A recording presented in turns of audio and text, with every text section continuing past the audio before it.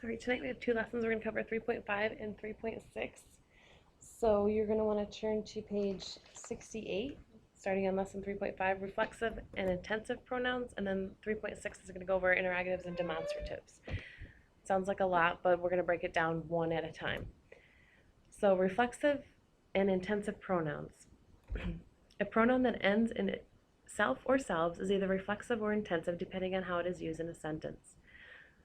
So you have this chart, and the top line, starting with myself, those are singular, reflexive, and or intensive pronouns. And then the next line, starting with ourselves, would be plural.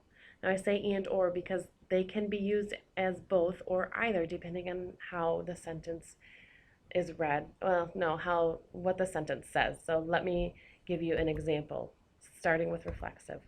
Reflexive refers to the subject and directs the action of the verb back to the subject.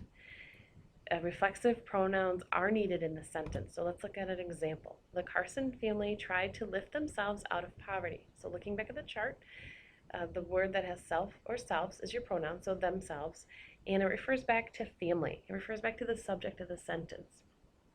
And then the second bullet says it's needed in the sentence. Let's read it without the reflexive pronoun.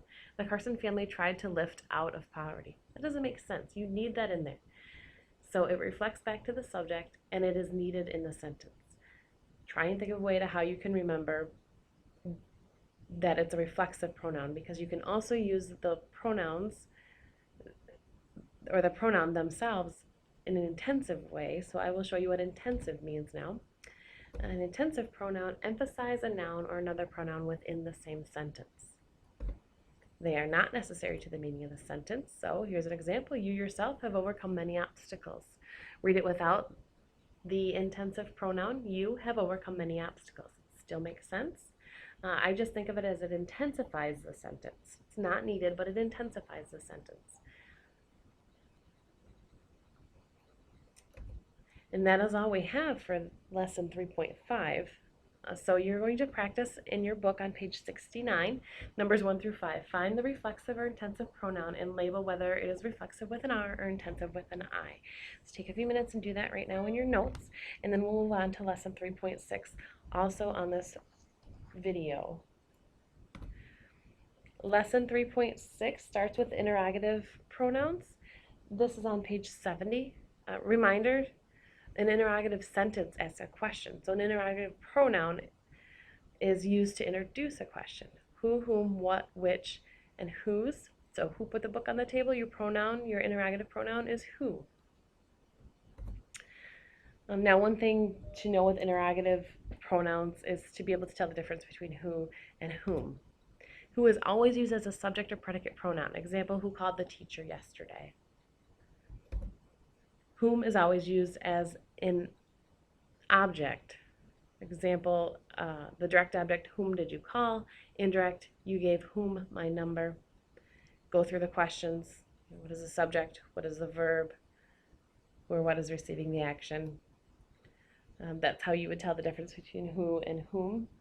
And there's a nice chart on page 70. It goes through a couple different steps that you would ask yourself to figure out if you're using who or whom. So take a look at that. And then we'll talk about demonstrative pronouns. Demonstrative pronouns point out a person, place, thing, or idea. Here's what you need to remember. Demonstrative pronouns are this, that, these, and those. Demonstrative pronouns, this, that, these, and those are used alone in sentences. And there's another chart on page 71 that shows that. One thing you need to remember is to never use here or there with a demonstrative pronoun. This here is a bad sentence. You would just say this is a bad sentence. Same with there. You don't say that there. You just say that and whatever you're going to say about it.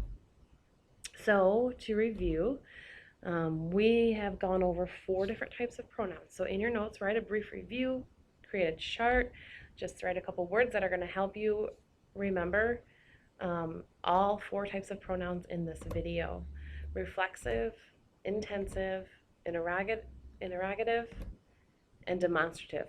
How are you going to remember? So you can write the 4 down just like I have done and write brief notes next to them, or you can create a chart However you want to do it, that's going to help you remember, because we are going to have a test coming up soon.